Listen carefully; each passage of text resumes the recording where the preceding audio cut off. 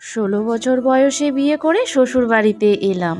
না জানতাম রান্না করতে, না জানতাম সংসারের কাজকর্ম করতে। সব শিক্ষা বইয়ের পাতা থেকে হয় না, কিছু শিক্ষা পরিস্থিতি আর বাস্তবতাই শিখিয়ে দেয়। তো নমস্কার বন্ধুরা, আমি চন্দনা। আমার এই ছোট চ্যানেলে সকলকে জানাই ওয়েলকাম। তোমরা যে যেখান থেকে আজকে আমার এই ভিডিওটি দেখছো, আশা করি সকলে তোমরা খুব ভালো আছো, সুস্থ আছো, আর আমরাও কিন্তু বেশ ভালো আছি। রোজকার মতো এই যে আজকেও সকালে ঘুম থেকে উঠে বেলকানি ঝাড় দিয়ে ঘর মুছে নিয়ে স্নান টান করে এখন প্রথমে পুজোটা দেব, তারপর রান্না বসাবো। ছোট দিনের বেলা তো তাড়াতাড়ি শেষ হয়ে যায়, সেই কারণে প্রথমত স্নান করে পুজোটা দিয়ে নিয়ে তারপর টুকটুক করে সংসারের কাজকর্ম কিন্তু করতে থাকি। তো এই যে বন্ধুরা, ছোট ছোট যেগুলো তোমরা বাতাসার মতো দেখছো, এগুলো কিন্তু বাতাসা নয়, এগুলো হচ্ছে টিকিয়া।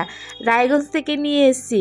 এক ভিডিওতে অবশ্য আমি বলেছিলাম কি নারকেলের ছোবা দিয়ে পুজো দিতে আমার একদমই ভালো লাগে না, কারণ এই যে টিকিয়া দিয়ে পুজো দিয়ে অভ্যস্ত, এত সহজেই ধরে যায়। তো সে কারণেই আর কি ওই যে রায়গঞ্জে গিয়েছিলাম বলে 10 প্যাকেট নিয়ে এসেছি, সেখান থেকে 2 প্যাকেট দিয়েছি যাকে, আর সমস্ত কিন্তু আমি বাড়িতে নিয়ে এসেছি। তো অল্প অল্প করে এখন আমি পুজো দেব, আর যেহেতু অনেকগুলোই নিয়ে এসেছি, কয়েক মাস তো যাবেই, শেষ হয়ে গেলে পরে আবার দেখা যাবে, কোনো এক সময় গিয়ে আবার নিয়ে আসবো। না হলে জামাই তো সেখানে থাকেই, অবশ্য জামাইকে না আগেই বলেছিলাম, তবে নিয়ে এসছে কি আসেনি সেটা জানি না, কারণ অনেক দিন হলো কিন্তু শ্বশুরবাড়িতে যাওয়া হয় না। মাঝখানে একটা দিন গিয়েছিলাম ওই যে বৌদিকে নিয়ে, কিছু দেওয়ার ছিল মাদের বাড়িতে যখন গিয়েছিলাম, একটা দিন শুধু মানে কয়েক ঘন্টার জন্য আর কি গিয়েছিলাম শ্বশুরবাড়িতে, তারপর থেকে কিন্তু যাওয়া হয়নি। তো বন্ধুরা, ভিডিও শুরুতেই বলে রাখি, আজকে আমার এই ভিডিওর কোনো অংশ যদি তোমাদের একটুখানি হলে ভালো লেগে থাকে, তাহলে কিন্তু অবশ্যই ভিডিওতে একটি লাইক, কমেন্ট, চ্যানেলটিকে সাবস্ক্রাইব করে দিয়ে বেল আইকনটি ক্লিক করে পাশে থেকো। তোমাদের একটি লাইক, কমেন্ট আমাকে আরও ভালো ভালো ভিডিও বানাতে অনেক উৎসাহিত করে বন্ধুরা। তো না স্কিপ করে দেখতে থাকো।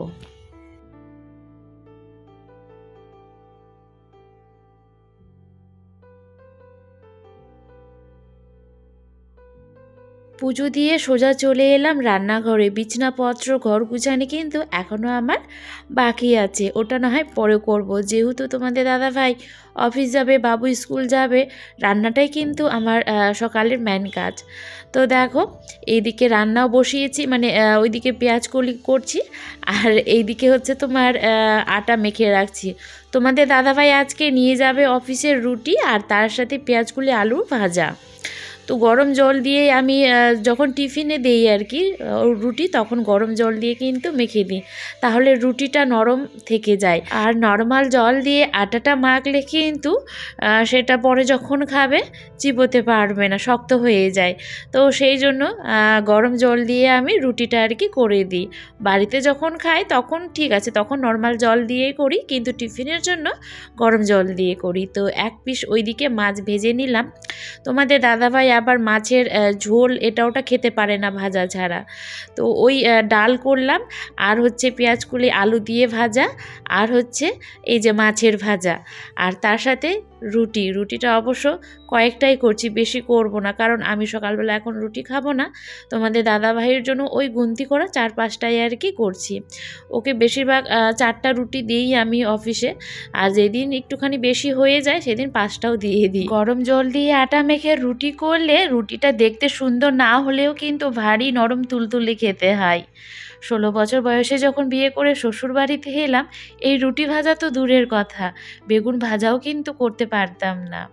তো চলো কিছু গল্প তোমাদের সাথে শেয়ার করি। বিয়ে হয়ে যখন প্রথম আমি রান্নাঘরে রান্না করতে ঢুকি, সেদিন কি হয়েছে বলো তো। প্রথম কয়টা দিন তো রান্না করিনি, তারপর তোমাদের দাদাভাই চলে যেত অফিসে, তখন কিন্তু আমি একটা বছর বাড়িতেই থাকতাম, কারণ পড়াশোনা করতাম।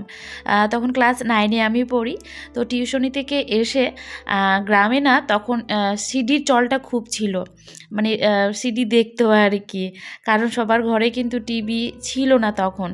তো কাকা শ্বশুরের বাড়িতে নিয়ে এসেছিল সিডি, সেখানেই মা, ননদ তখন বেড়াতে এসেছিলো একসাথে। অবশ্য আমাদের বিয়ে হয়েছিল, ছোট ননদ আর আমার। তো ননদ বেড়াতে এসেছিলো, তারপর দিদি সবাই গিয়ে মেজো কাকা শ্বশুর বাড়িতে সিডি দেখছে। আমি এলাম তখন টিউশনি থেকে, তো ভাবছি আজকে রান্নাটা আমিই করি। তখন কিন্তু এত কিছু রান্না করতে আমি একদম সত্যি কথা বলতে কিছুই জানতাম না। তো কি করব আর মা না সিডি দেখতে প্রচণ্ড ভালোবাসতো।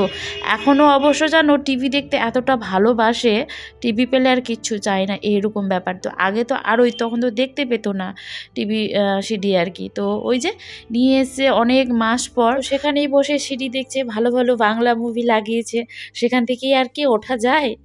তো আমি ভাবলাম রান্নাটা তাহলে আজকে আমি করি, অনেকটা বেলা হয়ে গেছে স্কুল না গিয়ে, তাহলে আজকে রান্নাটাই করি।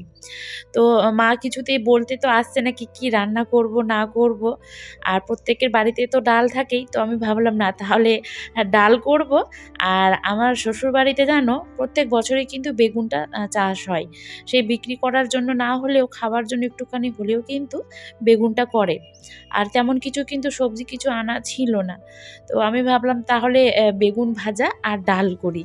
তো ডাল সেদ্ধতে বসিয়েছি, ডাল তো তাও একটু একটু দেখতাম বাড়িতে কিভাবে, সোজা আর কি ডাল রান্না করাটা। একটুখানি ফোড়ন দিলাম, তো ডালের মতোই হয়েছিল, সেই ডাল বলবো না জল বলবো, করেছি কোনো রকমে। তারপর বেগুন ভাজা চাপিয়েছি। তো বেগুন ভাজা সাধারণত হাত যেটা কেউ জল দেয়, কেউ আবার দেয় না, তেল দিয়ে ভেজে নেয়। সেই সময়টা তো আমি অত জানতাম না। বেগুন ভাজা চাপিয়েছি, মানে বেগুন ভাজা করব। বেগুন দেওয়ার সাথে সাথেই দিয়ে দিয়েছি হাঁটু পর্যন্ত জল সেদ্ধ করার জন্য। সেই বেগুন ভাজা আমার, এদিকে তো মানে একটা হয় না সবজি কষতে হয়, সেই কষাটাও তো হলো না, তার সাথে ভাজাটাও হলো না, তার সাথে বেগুন ঘাঁটি যেটা বলে সেটাও কিন্তু হলো না। কেমন যেন একটা হয়ে গেল। তারপর যেন বসে বসে শুধু ভাবছি কি করে আমি এই খাবারটা খেতে দেবো সবাইকে। দুপুর হয়ে গিয়েছে, খেতে এসছে, তারপর বাবাকে দিয়েছি, ননদকে দিয়েছি প্রথমত। মা কিন্তু এখনও আসেনি ওখান থেকে, ওখানেই ঘুমিয়ে পড়েছে সিঁড়ি দেখতে দেখতে। তারপর বাবা তো বুঝতে পেরেছে, খেয়ে নিয়েছে চুপিচাপি। কিন্তু ননদ খেয়ে বলছে এটা কি হয়েছে, এটা কি বেগুন ভাজা হয়েছে না বেগুন ঘাঁটি হয়েছে। সত্যি মানে অরুচিকর খাওয়াটা হয়েছিল, মানে বেগুন ভাজাটা হয়েছিল সেই দিন। তো ফার্স্ট আমার বেগুন ভাজা রান্না হয়েছিল শ্বশুরবাড়িতে এরকম। আর তখন তো ছোট দেওর বড় দেওরের বিয়ে হয়নি, মানে ছোট যা সেজ যা ছিল না, সবার ছোট যা ছিলাম তখন আমি। আর বড় যা তো আগে থেকেই আলাদা ছিল আমার বিয়ে হওয়ার আগে থেকেই। আর মেজো দিদি হচ্ছে সকাল হলেই সেন্টারে যেত, বাড়িতে থাকতো শুধু ওই মা আর আমি। স্কুল না গেলে আমি থাকতাম, আর স্কুল চলে গেলে তো মা একা থাকতো।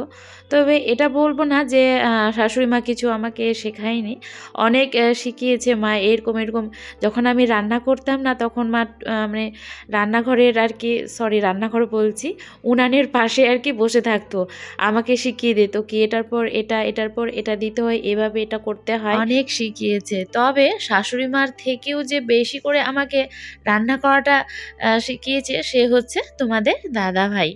বিয়ে হওয়ার 1 বছর পর যখন ও আমাকে নিয়ে গেল রায়গঞ্জে, ও আগে থেকেই যেহেতু বাইরে থাকতো একা আর কি, বিয়ে হওয়ার আগে রান্না বান্না করে খেত, রান্না করতে এমনিতেই ও ভালোবাসে, এখনও রান্না করতেও ভালোবাসে। মাঝে মধ্যে ওই ছুটির দিনগুলোতে দেখবে ও কিন্তু রান্না করে। তো ওই আমাকে একটু একটু করে রান্না শিখিয়েছে।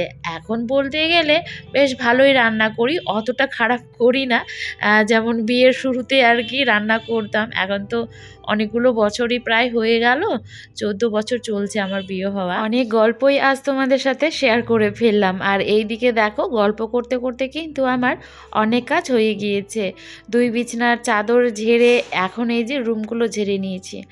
সকালে একবার ঝেড়েছি, তবে দেখো কতগুলো আবারও কিন্তু নোংরা বেরোলো। সকালে খুব তাড়াহুড়ো করে ঘরটা ক্লিন করি তো।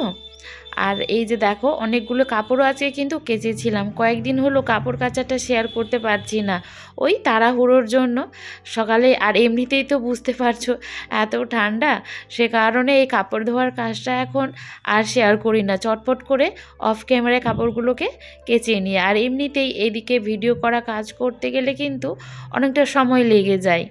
তো শুকিয়ে গিয়েছে, রোদ্রু আজকে বেশ ভালো দিয়েছে। আর জানো মা এই যে এই সোয়েটারটা আর হচ্ছে তৈলাটা ভুলে রেখে চলে গিয়েছে। ভুলে বলবো না, মা সোয়েটারটার কথা বলিনি, কিন্তু বলছিল কি টাওয়ালটা না খুঁজে পাচ্ছি না কোথায় যে আছে। সেই দিন আমিও জানো অনেক করে খুঁজেছি কিন্তু পাচ্ছিলাম না। ওটাই ভাবছিলাম এইটুকুনি আমার ঘর, কোথায় কি আছে সব আমি জানি, কিন্তু ওই টাওয়ালটা আর সোয়েটারটা তো জানতাম না কি মা ছেড়ে গিয়েছে, ওটা একবারও আমাকে বলিনি। তবে বাবু খেলতে গিয়ে ও চৌকির নিচে দেখতে পেয়েছে, মানে উল্টো সাইডে ও ফেলে রেখেছে জানো। তো সেগুলো আবার বের করে কেচে নিয়ে এই যে সুন্দর করে ভাঁজ করে রেখে দিলাম। বাড়ি যেই দিন যাব সেই দিন আবার সঙ্গে করে নিয়ে যাব। বন্ধুরা, সারাদিনের কাজকর্ম, পুরনো কিছু গল্প আজকে তোমাদের সাথে শেয়ার করলাম। আর এই যে দেখো তোমাদের দাদাভাই চলে এসেছে অফিস থেকে, এখন আমি চা করছি। তাহলে আজকের ভিডিওটি চা দিয়ে শেষ করলাম। আবারও একটি নতুন ভিডিও নিয়ে আসবো। ততক্ষণের জন্য সকলে তোমরা খুব ভালো থেকো, সুস্থ থেকো আর অল টাইম হ্যাপি থেকো। তো গুড নাইট, অল দেখা হচ্ছে পরের ভিডিওতে।